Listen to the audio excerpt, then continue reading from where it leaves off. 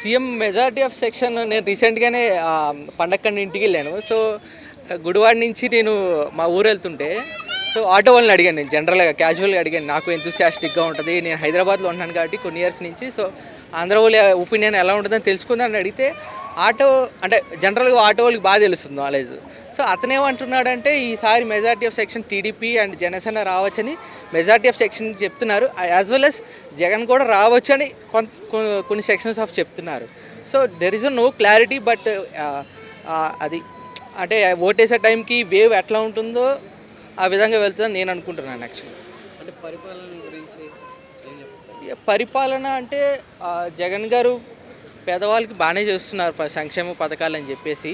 But జనాల్లో ఇంకొక bad opinion ఏంటంటే ఐ మీన్ ఆ రాష్ట్రం అప్పుల పాలు అయిపోతుందని చెప్పేసి ఒక వర్గం బాగా చెప్తుంది. సో జనాలు ఎలా అర్థం చేసుకుంటారనే బట్టి మనం ఆ టైంకి ఓటేస్తారని నేను అనుకుంటున్నాను. అంటే షర్మిల గారిని కాంగ్రెస్ అధ్యక్షురాలు చేయడం వల్ల జగన్ గారికి ఏమన్నా నష్టం జరిగింది? నాకు తెలిసి అంత ఇంపాక్ట్ ఉండకపోతుంది షర్మిల గారిది. Majority of Janasena, TDP and YSRCP party బాగా ఎక్కువ ఉంటుంది ఇంపాక్ట్. అంటే పవన్ కళ్యాణ్ గారిని కూడా కలిసి వాళ్ళ కొడుకు ఎంగేజ్మెంట్ ఇవ్వడం ఇదంతా ఎఫెక్ట్ ఏమన్నా? నాకు తెలిసి ఉండదండి అంత ఇంపాక్ట్. సో మనకు ఇక్కడ చూసాం తెలంగాణలో ఏమీ ఇంపాక్ట్ లేదు షర్మిల గారిది. బట్ కాంగ్రెస్ అక్కడ నాకు తెలిసి కాంగ్రెస్ అంత అసలు లేదు. సో విత్ ఇన్ ది 2 monthsలో పుంజుకుంటుంది షర్మిల గారి మొత్తం చేస్తారంటే నేనైతే అనుకున్నాను. 3 రాజధానులు అంటున్నారు కదా, ఎంతవరకు కరెక్ట్ అది జగన్మోహన్ రెడ్డి గారు? 3 రాజధానులు అనేది at present is on going అంటున్నారు. బట్ దెర్ ఈస్ అంత ఇంప్రూవ్మెంట్ అయితే లేదు. 3 రాజధానులు అనేది ఇట్స్ ఎ నెంబర్, పేరుకి చెప్తున్నారు కానీ ఐ థింక్ ఓకే. ఇప్పుడు ఎమ్మెల్యే గారిని మారుస్తున్నారు కదా జగన్మోహన్ రెడ్డి గారు, ఆ ఎఫెక్ట్ ఏమైనా ఉండిద్ది అంటారా టీడీపీ మీద?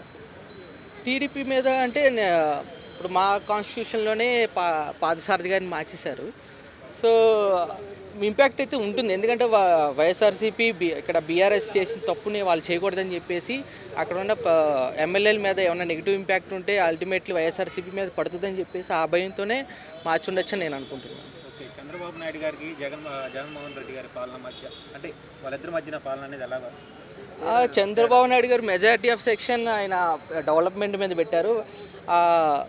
వైఎస్ఆర్సీపీ మెజారిటీ ఆఫ్ సెక్షన్ పేదవాళ్ళ